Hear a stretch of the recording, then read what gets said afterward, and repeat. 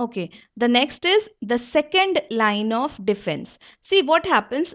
Most of the time, the first line of defense is able to protect us from the entry, protect us from the intruding germs. But somehow or sometimes, when the germs are passing out these first line of defense, maybe because of they cannot be restricted by them, maybe they are beyond their capability to be restricted, so they are then going to the second line of defense, and the second line of defense will try to restrict it from further causing damage. So what are these second line of defense? Second line of defense can be the phagocytic white blood cells. You have studied about phagocytosis.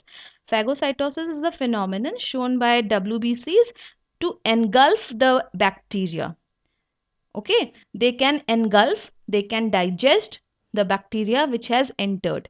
Then we have antimicrobial proteins. These proteins are produced by the mast cells and other cells of the body, which are actually killing all the microbes which have entered inside the body. Then the inflammatory response. Inflammatory response means, again, the basophils and the mast cells are producing inflammation or the swelling. Some kind of swelling is being produced, or allergic reactions are being generated, being created inside the body to just restrict the germs from entering inside and causing further damage.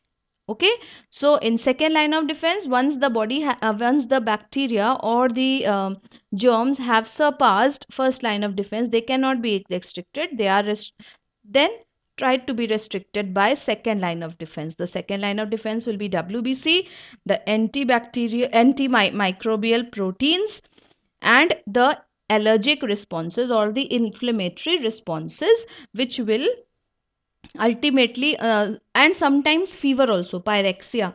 Sometimes fever is there, so that your body knows that fever is the result of some kind of infection. This is also second line of defense. Okay, so these are the non-specific defense mechanism. Why we call it as non-specific? Because they can be same, they are not specific towards a particular bacteria or virus. They are generalized, generalized responses of the body to give us protection against the intruding germs. Okay, so generally the body does this thing without any discrimination, without being specific towards certain germs. But what happens when these two, first line and second line of defense, are unable to restrict the germs, and the germ is further smart enough and powerful enough to cause the disease? Now what happens?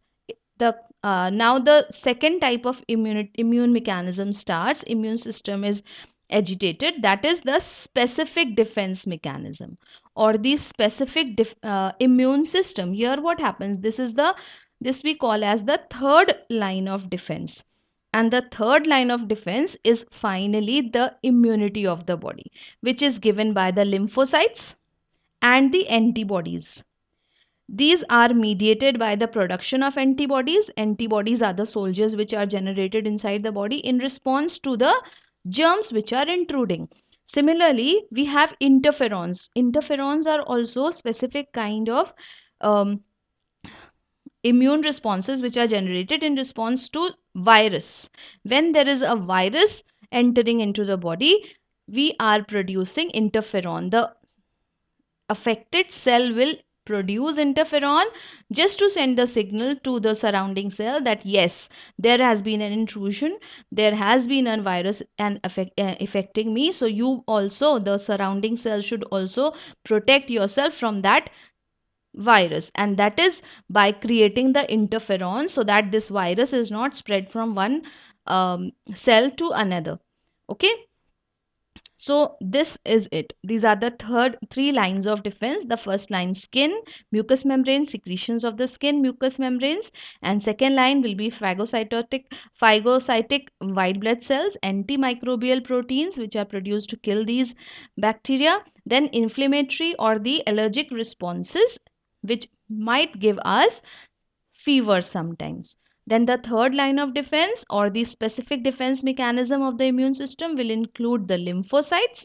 Lymphocytes will produce lymph, and that will give us immunity, that will help us fight the germs. And second thing here will be antibodies. Antibodies will be specifically generated in response to particular antigen and will fight with the antigen.